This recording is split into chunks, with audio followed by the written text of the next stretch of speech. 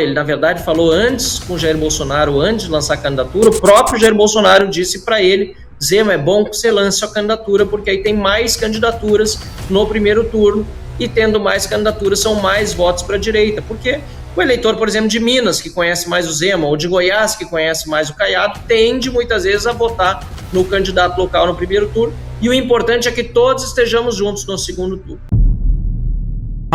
Você bate aí nos ministros do Supremo há muito tempo, né? Antes, porque agora ficou fácil, né? Depois do escândalo do Master, toda a mídia, todo mundo bate aí com tranquilidade. Mas você, desde lá atrás, vem fazendo essas denúncias, né? Mas eu ouvi uma frase sua aqui que eu quero muito repercutir. Não há espaço para a terceira via. Na eleição presidencial, que também é tão importante quanto o Senado, você acha que há espaço para a terceira via? Como você avalia também a postura do pré-candidato Romeu Zema, aí, do seu partido, que decepcionou muita gente, né, de certa forma, agiu precipitadamente naquele momento com Flávio Bolsonaro? Enfim, eu gostaria de ouvir a sua avaliação. Emelinho, agradeço a pergunta, e não tem espaço para a terceira via também na eleição presidencial. São todas candidaturas de direita que precisam ser levadas em consideração, e a candidatura do Novo também é uma candidatura de direita, muito bem posicionada, inclusive contra os abusos de autoridade, contra os intocáveis. O Zema tem feito uma campanha muito forte, também por isso está sendo perseguido pelo Gilmar Mendes, pelo Supremo Tribunal Federal. A diferença entre o que eu falei sobre a campanha ao Senado aqui no Rio Grande do Sul e a campanha presidencial é que a campanha do Senado não tem segundo turno. A campanha do Senado se resolve no primeiro turno. Então, quem votar em candidato que não é aqui da nossa coligação PL Novo no primeiro turno, que é o único, vai ajudar a eleger alguém de esquerda se votar numa suposta terceira via. Já na eleição para a presidência da República, nós temos a possibilidade, com mais candidaturas, e isso o próprio Jair Bolsonaro disse para o Zema quando ele se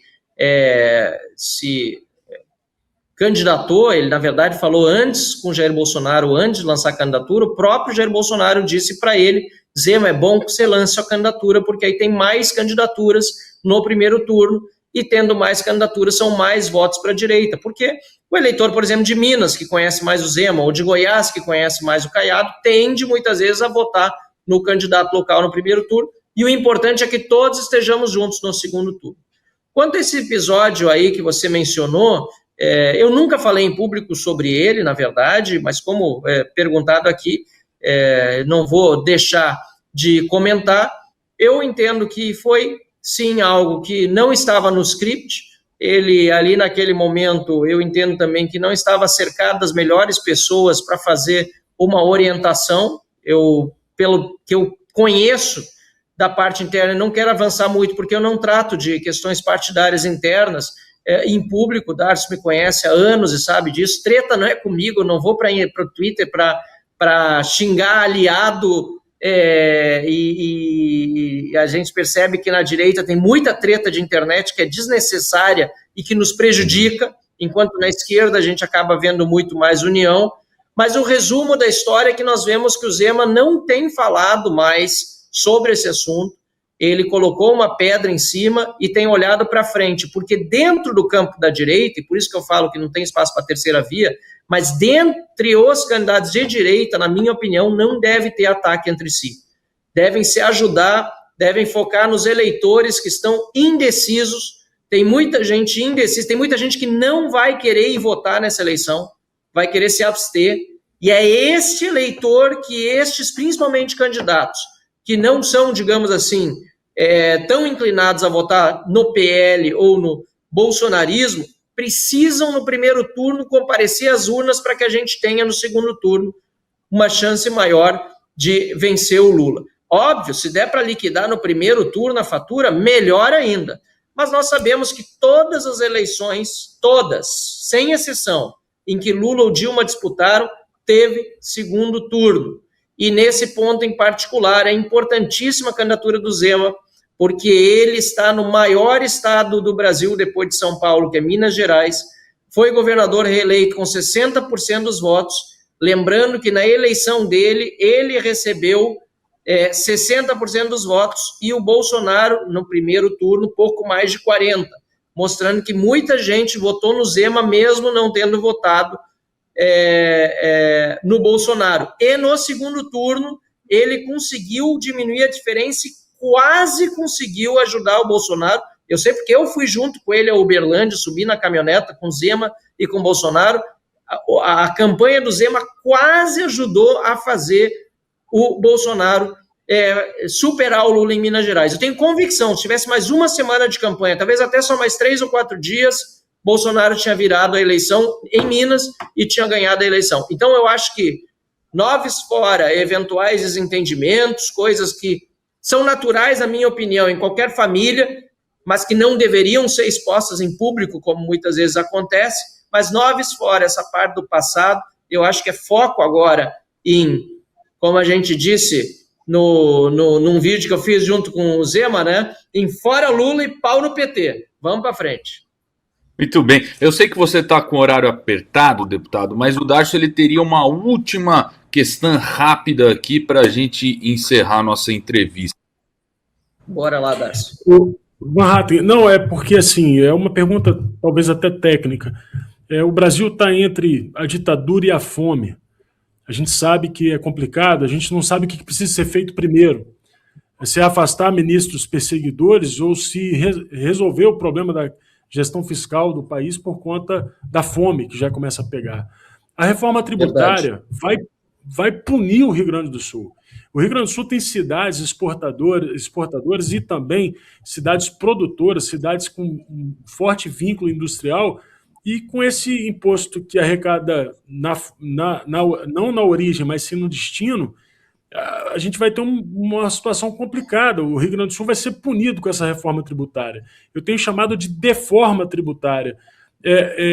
Na sua plataforma, o senhor trata desse tema, deputado? O senhor tem falado sobre isso? O Senado, esse novo Senado que pretende colocar um freio no judiciário, também pode reverter essa tragédia que foi a reforma tributária? Pode e vai, se tivermos maioria dos 27 que hoje estão no Senado, certo? 17 de 27, isso dá mais da metade. Mas nós temos só 31 senadores hoje firmes na oposição. Foi o número de votos que o Rogério Marinho fez quando tomou posse lá em 2023.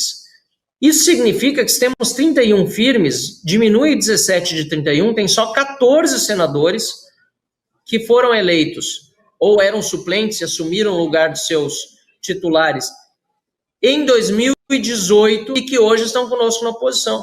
14 somente de 54, Darcio. Então, olha a diferença em relação a 2022, olha a oportunidade que a gente tem pela frente. Se nós elegemos 17 de 27 em 2022, e se nós fizermos metade dos 54, eu só estou pedindo metade, 27,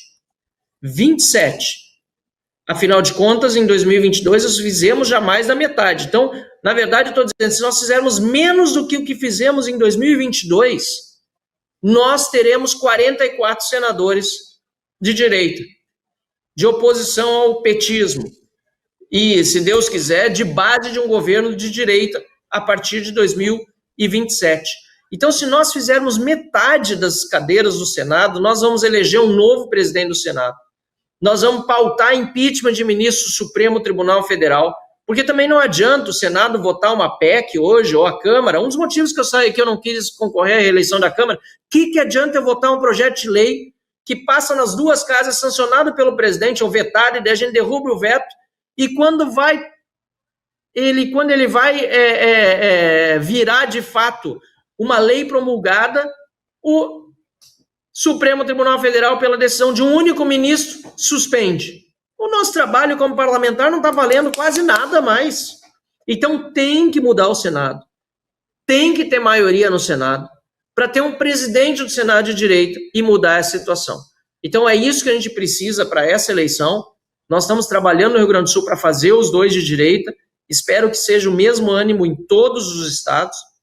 e vamos para frente, vamos para cima, e obrigado pela oportunidade de falar com vocês aqui, porque eu tenho certeza que atingiu muita gente, principalmente no meu Rio Grande do Sul, que ainda não está tão por dentro, que a eleição está aí. Faltam, não sei se é 65 ou 66 dias para o dia 4 de outubro. Eu estou chutando porque faz poucos dias eu calculei, eram 70. Dia 16 de agosto começa a campanha.